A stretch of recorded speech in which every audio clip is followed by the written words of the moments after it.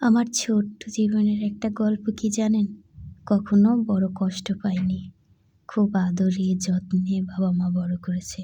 সংক্ষিপ্ত জীবনে অনেক কষ্ট এসেছে। যাই হোক সবকিছু হাসি মুখে মেনে নিয়ে চলার নামই জীবন। সবার জন্য বৃষ্টি খুশি ডেকে আনে না, কারোর জন্য অনেক দুঃখও নিয়ে আসে।